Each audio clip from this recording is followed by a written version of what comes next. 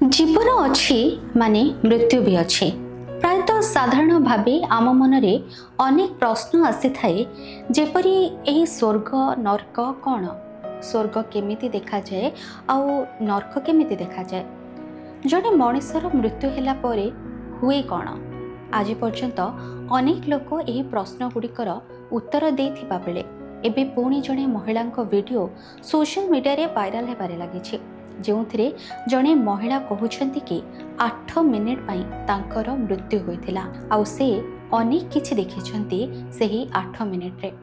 तेबे आसंतु जानिबा से महिला विषय रे अधिक किछि। 8 मिनिट पई मृत्यु घोषणा करा जायथिबा जड़े अमेरिकीय महिला ब्रायना लाफ्टी कोलोराडोर बासिंदा चेतनार अन्य पार्श्वरे रहिबा किपरि थिला ताहा प्रकाश करिछंती।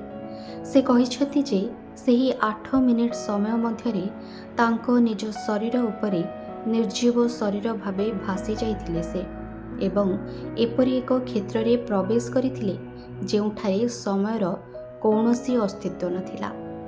33 वर्षीय एही महिला जनक मायोक्लोनस डायस्टोनिया रे पीड़ित थिले। यह एक जीवन घातक रोग जहाँकि अनिच्छाकृत मांसपेशी झटका एवं असाधारण स्थिति आड़ को नहीं स्थायी मांसपेशी संकोचनर मिश्रण द्वारा होता है। यह प्रायतः जेनेटिकल भावरे जड़ित होता है। तेबे लाफ्टी आउ मध्य कहिछंती जे से सही समय एक स्वर शुणा पाइले जहाँ तांको पचारिथिले कि प्रस्तुत अछ कि नहीं बोली आउ तापरे सबु किछि अंधार होइगला। डाक्तर मानक द्वारा तांको क्लिनिकाली मृत घोषणा करा जिबा सत्वे लाफ्टी कहिछंती जे तांको चेतना तांको सहित मरि नथिला। से आहुरी मध्य कहिछंती जे मरण एक भ्रम, कारण आमर आत्मा केबे मरे नाही, आमर चेतना जीवित रहिथाए एवं आमर मूल स्वरूप केवल रूपांतरित हुए। मोर चिंताधारा परलोकरे तुरंत साकार हेउथिला। मु अनुभव कली जे आमर चिंताधारा सेठारे वास्तवता को आकार देउछि, जहा एक आशीर्वाद। सेही समय मु हठात मोर भौतिक शरीररू अलगा होइगली। मु मोर मानव स्वभाव को देखि पारिली नाही किंबा मने रखि पारिली नाही।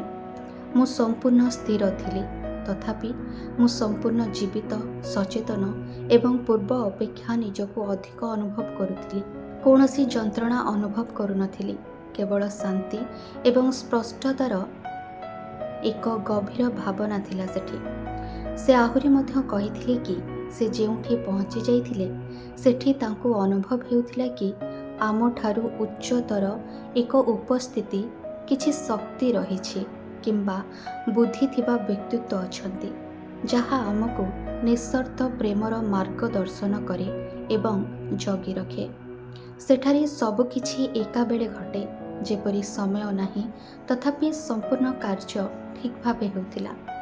तेबे एठी प्रश्न उठुछि कि आमे मरि जिबा परे कोन होई। मृत्यु निकटतर अभिज्ञता को व्याख्या करिबा कष्टकर, किंतु वैज्ञानिक माने सेगुडी को बुझिबा पई प्रयास करूछंती।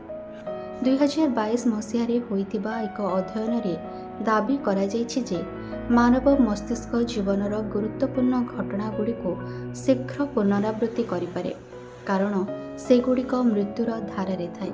अनेक लोक एही पुनरावृत्ति को सेमानक आखि आगे देखिथिबा भली वर्णना करते। एभली आहुरी इन्फॉर्मेटिव वीडियो देखिबा को चाहिले आम चैनल को लाइक, शेयर और सब्सक्राइब करने को भूलिबे नहीं।